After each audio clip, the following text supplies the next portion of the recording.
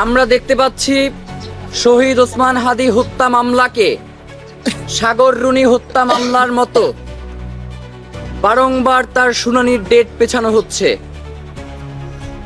আমরা আপনাদের মাধ্যমে বাংলাদেশের তদন্ত সংস্থাগুলোর কাছে জানতে চাই, কত দিনে আপনারা শহীদ ওসমান হাদির মামলার যেই শুনানি সেটা শেষ করতে পারবেন, আমাদেরকে একদম স্পষ্টভাবে জানাবেন। মামলার তদন্তের ব্যাপারে আমি শহীদ শরীফ ওসমান হাদি হত্যা মামলার বাদী। মামলার তদন্তের ব্যাপারে আমাকে কোনোভাবে আপডেট জানানো হচ্ছে না। আমার কাছে মামলা সংক্রান্ত যেই গুরুত্বপূর্ণ তথ্যগুলো রয়েছে সেগুলো আমাকে জানানো হচ্ছে না। আমি আশঙ্কা করছি কোনো ক্ষেত্রে আমার স্বাক্ষর নকলও করা হতে পারে। আপনাদের মাধ্যমে আমি জানাতে চাই, শহীদ ওসমান হাদি হত্যা মামলার ব্যাপারে আমাকে যদি সার্বক্ষণিক আপডেটে না রাখা হয়, আমি আদালতে বলে এসেছি যে আমি আর কোনো জায়গায় স্বাক্ষর করব না। ভাইয়েরা, শহীদ ওসমান হাদি হত্যা মামলার ব্যাপারে আমরা বর্তমান অন্তর্বর্তীকালীন সরকারের প্রধান উপদেষ্টার সাথে দেখা করবার জন্য গত 4 দিন যাবৎ চেষ্টা করছি। আমাদের কাছে এমন কোনো ওয়ে নাই যেই ওয়েতে আমরা চেষ্টা করি নাই। আপনাদের মাধ্যমে আমরা জানতে চাই যে কারে ধরলে ডক্টর মোহাম্মদ ইউনূসের একটা অ্যাপয়েন্টমেন্ট পাওয়া যাবে। আমরা এটা আপনাদের মাধ্যমে অন্তর্বর্তীকালীন সরকারের মাননীয় প্রধান উপদেষ্টার কাছে জানতে চাই যে কাকে ধরলে আপনার একটু দেখা সাক্ষাৎ পাওয়া যাবে।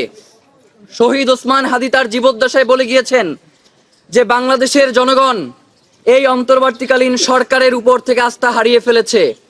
তারা এখন অন্তর্বর্তীকালীন সরকার বলতে শুধুমাত্র ডক্টর ইউনূসকে বুঝে। তারা বলে যে এই উপদেষ্টা পরিষদের সকল উপদেষ্টা তারা বিক্রি হয়ে গেলেও একমাত্র ডক্টর মোহাম্মদ ইউনূস তিনি এখন পর্যন্ত জনগণের পক্ষে কথা বলছেন। তো সেই ডক্টর মোহাম্মদ ইউনূস যদি জনগণের সরকার হয়ে থাকেন, তাহলে গত 4 দিন ধরে আমরা বিভিন্নভাবে যোগাযোগ করেও কেন তার সাক্ষাৎটা পাচ্ছি না আমরা জানতে চাই। শহীদ ওসমান হাদি কি বাংলাদেশের আমার আপনার মতো সাধারণ নাগরিক ছিলেন, নাকি তিনি ঢাকা 8 আসনের মতো একটা গুরুত্বপূর্ণ আসনের তিনি এমপি পদপ্রার্থী ছিলেন? তিনি বাংলাদেশে জুলাই গণ অভ্যুত্থান পরবর্তী সময়ে শহীদ ওসমান হাদির থেকে বাংলাদেশের জন্য সবচেয়ে বলিষ্ঠ কণ্ঠস্বর কে ছিলেন আমরা আপনাদের মাধ্যমে জানতে চাই। তাহলে এই যে একজন মানুষকে হত্যা করা হইল, তার ব্যাপার নিয়ে আমরা প্রধান উপদেষ্টার সাথে দেখা করতে চাই, আমরা কোনো অ্যাপয়েন্টমেন্ট পাচ্ছি না। তার মানে কি ভাই? এই ফাইজলামিগুলো কারা করে? কারা আমাদেরকে ডক্টর ইউনূসের কাছে যাইতে দিতে চাই না আমরা জানতে চাই। প্রিয় ভাইয়েরা, আমরা আজকে শহীদ ওসমান হাদিকে গুলি করার 53 দিন, তার শাহাদাতের আজকে 47তম দিন। আমরা অলরেডি বুঝে গিয়েছি যে বাংলাদেশে যেই তদন্ত করা হচ্ছে সেই তদন্তের মধ্য দিয়ে এই শহীদ ওসমান হাদিকে হত্যা করার পিছনে কারা কারা রয়েছে, কারা এখন পর্যন্ত এই হত্যাকারীদেরকে আড়াল করবার জন্য আপ্রাণ চেষ্টা করে যাচ্ছে, তারা এই তদন্তের মাধ্যমে উঠে আসবে না। যার কারণে আমরা আপনাদের মাধ্যমে বর্তমান অন্তর্বর্তীকালীন সরকারকে একটা আবেদন জানাতে চাই। আপনি তো আর মাত্র অল্প কয়েকদিন এই দায়িত্বের মধ্যে আছেন। আপনাকে একটা কথা বলি, এই জনগণ আপনাকে আজীবন মনে রাখবে। শুধু আপনি যাওয়ার আগে একটা কাজ করে যান। আপনি জুলাই গণহত্যা নিয়ে জাতিসংঘকে একটা তদন্ত করবার জন্য তাদেরকে আহ্বান জানিয়েছিলেন। জাতিসংঘ তার জায়গা থেকে একটা নিরপেক্ষ তদন্ত করবার চেষ্টা করেছে। পৃথিবীর বহু দেশে জাতিসংঘের অধীনে বিভিন্ন গণহত্যার তদন্ত হয়েছে এবং ব্যক্তি হত্যারও তদন্ত হয়েছে। লিবিয়ার সাবেক প্রধানমন্ত্রী রফিক হারিরির যেই তদন্ত, সেটা জাতিসংঘের অধীনে বাস্তবায়িত হয়েছে এবং এর পিছনে যেই খুনি রয়েছে তাদেরকে জাতিসংঘের অধীনে তাদেরকে জনতার সম্মুখে আনা সম্ভব হয়েছে।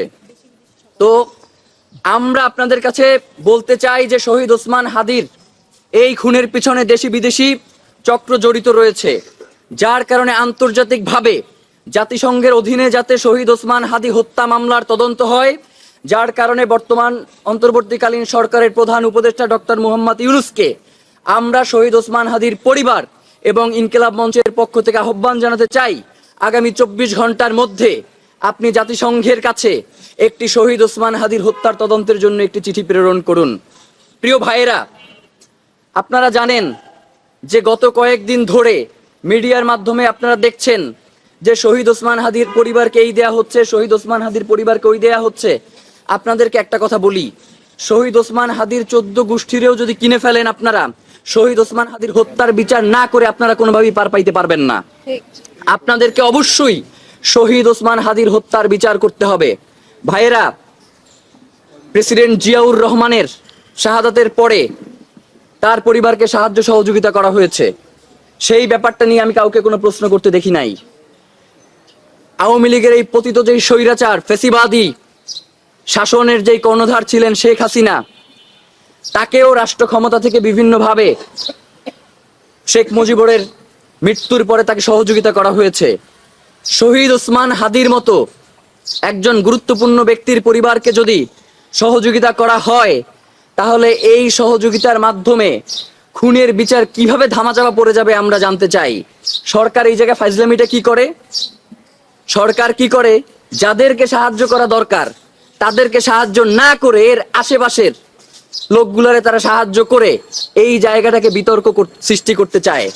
আপনি তো সাহায্য করবেন শহীদ ওসমান হাদির সন্তানকে, আপনি সাহায্য করবেন তার স্ত্রীকে, আপনি সাহায্য করবেন তার মাকে, এর বাইরে আপনার সাহায্য করতে কে বলছে আপনারে? আপনাকে এই ধরনের সিদ্ধান্ত যেইগুলোতে জনবিভ্রান্তি তৈরি হয়, আমরা মনে করছি আপনি এই খুনের বিচারকে আড়াল করবার জন্য এই ধরনের পদক্ষেপগুলো গ্রহণ করছেন। আমরা শহীদ ওসমান হাদির হত্যাকাণ্ডের ব্যাপারে কোন ধরনের এই ছল চাতুরি প্রোপাগান্ডা এগুলো আমরা করতে দিব না যতক্ষণ পর্যন্ত আমাদের দেহে প্রাণ রয়েছে। প্রিয় ভাইয়েরা, রাষ্ট্রের পক্ষ থেকে এখন পর্যন্ত শহীদ ওসমান হাদির শাহাদাতের পর থেকে এখন পর্যন্ত রাষ্ট্র কোনোভাবে সংবাদ সম্মেলন করে বলতে পারবে না যে এই বাদী বা যারা রয়েছে এই খুনের ব্যাপারে আমাদেরকে সাহায্য করতে চায়, আমাদের পক্ষ থেকে তাদেরকে কোনোভাবে অসহযোগিতা করা হয়েছে। কিন্তু রাষ্ট্র আমাদের কাছে আসতেছেই না, আমরা কিভাবে সহযোগিতা করব আমাদেরকে বলেন? যার কারণে আমরা আপনাদেরকে জানাতে চাই, শহীদ ওসমান হাদির হত্যার বিচার না হওয়া পর্যন্ত বাংলাদেশে ইনসাফের যাত্রা শুরু হতে পারে না। আমরা এটা বিশ্বাস করি না। বাংলাদেশে ইনসাফের যাত্রা শুরু হইতে হইলে শহীদ ওসমান হাদির হত্যার বিচার হইতেই হবে। প্রিয় ভাইয়েরা, নির্বাচন কেন্দ্রিক আপনাদেরকে ইনকিলাব মঞ্চের পক্ষ থেকে কিছু কথা জানাইতে চাই। শহীদ ওসমান হাদি তার জীবদ্দশায় বাংলাদেশে যেই ভোট কেন্দ্রগুলো রয়েছে সেগুলোতে সিসি ক্যামেরা প্রণয়নের জন্য সরকারকে আহ্বান জানাইছিলেন। বলেছিলেন সরকারের যদি খয়রাত লাগে আমরা ক্রাউড ফান্ডিং করে এই সিসি ক্যামেরার ব্যবস্থা করে দিব। বাংলাদেশে এই মুহূর্তে প্রায় 45,000 ভোট কেন্দ্র রয়েছে যেগুলো ঝুঁকিপূর্ণ, যেখানে ভোট কারচুপির আশঙ্কা রয়েছে। সেখানে শুধুমাত্র সিসি ক্যামেরা বসালেই হবে না, সেখানে যে সকল পুলিশ সদস্য দায়িত্ব পালন করবেন, অন্যান্য সংস্থার যে সকল সদস্যরা দায়িত্ব পালন করবেন, তাদেরকে বডি ক্যামেরার আওতায় নিয়ে আসতে হবে। কারণ বিগত দিনগুলোতে আমরা দেখেছি এই ফ্যাসিবাদী আমলে পুলিশ সহ অন্যান্য সংগঠনকেও আমরা ব্যালট বাক্সে ভোট দিতে দেখেছি, যার কারণে আমরা তাদের উপরেও পূর্ণাঙ্গ বিশ্বাস স্থাপন করতে পারছি না। যার কারণে আসন্ন ত্রয়োদশ জাতীয় সংসদ নির্বাচনে ঝুঁকিপূর্ণ ভোট কেন্দ্রগুলোর পাশাপাশি যে সকল বাহিনীর সদস্যরা দায়িত্ব পালন করবেন তাদেরকেও বডি ক্যামেরার আওতায় নিয়ে আসতে হবে। আমরা ইতিমধ্যেই দেখতে পাচ্ছি ভোট চাইতে গেলে বিভিন্ন প্রার্থীদেরকে হয়রানি করা হচ্ছে। তাদেরকে বলা হচ্ছে তোমার বয়স কত, তুমি এখনই ভোট চাইতে আসছো কেন? এই বেটা, বাংলাদেশের আইনে যদি আমারে ভোটে অংশগ্রহণ করতে যে নির্দিষ্ট সময়সীমা দেয়া আছে সেটা পারমিট করলে তুই কোন হারামজাদা আছে আমার জিজ্ঞেস করবার যে আমি কেন ভোট চাইতে আসছি? এই যে অবৈধ অর্থ এবং পেশি শক্তির যেই ব্যবহার ভোটের এই মাঠে হয়, সেইটাকে বন্ধ করবার জন্য বর্তমান সরকারে যারা দায়িত্বে রয়েছেন আপনাদেরকে অবশ্যই এটা নিশ্চিত করতে হবে। ইদানিং দেখতে পাচ্ছি যে ভোট বাক্সে রাজনৈতিক দলগুলোর শয়তানি একবার চিন্তা করেন, মানে এদের দিকে তাকাইলে মনে হয় একটার থেকে আরেকটা বড় শয়তান। এরা আওয়ামী লীগ পুনর্বাসনের জন্য এদের আদর্শ থেকে শুরু করে সবকিছু জলাঞ্জলি দিচ্ছে। সুবর্ণচরে 5 সন্তানের যেই মাকে গণধর্ষণ করা হয়েছে, আমরা তাদেরকে দেখতে পাচ্ছি যে বিএনপির তাদেরকে প্রচারণায় যুক্ত করছে। আবার জামাতের প্রার্থীদেরকে দেখতে পাচ্ছি, জামাতের নেতা আব্দুল্লাহ মোহাম্মদ আবু তাহের, তার নির্বাচনী প্রচারণায় আমরা দেখতে পাচ্ছি যে আওয়ামী লীগের একজন লোক যার নাম হচ্ছে সালাউদ্দিন আহমেদ মজুমদার, তাকে আমরা দেখতে পাচ্ছি তার পক্ষে গিয়ে দোয়া চাইতেছে। এই ধরনের শয়তানি যারা করবে, সে জামাত হোক, সে বিএনপি হোক, সে আমার বাপ হোক, তার পক্ষে আমাদেরকে, তার বিপক্ষে আমাদেরকে দাঁড়াইতে পারতে হবে। প্রিয় ভাইয়েরা, এই রাজনৈতিক দলগুলো আপনারে বলতেছে অমুক কার্ড দিবে, তমুক কার্ড দিবে, অমুক কাজ দেবে, তমুক কাজ দেবে, কিন্তু একবারের জন্য বলতেছে না যে ভারতীয় আধিপত্যের বিরুদ্ধে তাদের অবস্থান কি।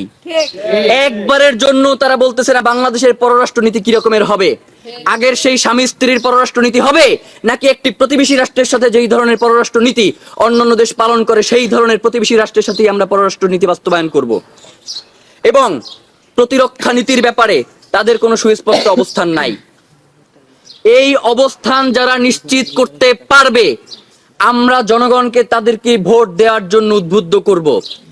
যারা এইখানে অস্পষ্ট থাকবে, যারা বিভিন্ন ছল চাতুরি নিয়ে এই নির্বাচনে ক্ষমতায় আসবার চেষ্টা করবে, ইনকিলাব মঞ্চের জায়গা থেকে আমরা আপ্রাণ প্রতিহত করবার চেষ্টা করব।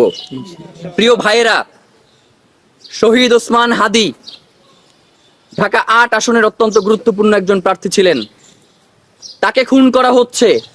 ইসি বলছে এটি একটি বিচ্ছিন্ন ঘটনা, কিন্তু রাজনৈতিক দলগুলো এখন পর্যন্ত এর ব্যাপারে কোনো সুস্পষ্ট কোনো কথা আপনাদেরকে বলেছে যে এই ইসির অধীনে কিভাবে নির্বাচন সুষ্ঠুভাবে সম্পন্ন হবে, যে ইসি আমার নিরাপত্তাও তো নিশ্চিত করতে সমর্থ নয়, এই ব্যাপারে আপনাদেরকে কিছু বলেছে? বলে নাই। আমরা আপনাদেরকে বলি, এই নির্বাচনে যদি কোনো সুষ্ঠু নির্বাচন না হয়, আমরা জনগণ যদি সুষ্ঠুভাবে ভোট দিতে সমর্থ না হই, তাহলে এই নির্বাচনে যেই দলগুলো অংশগ্রহণ করছে তাদেরকে এর দায় নিতে হবে।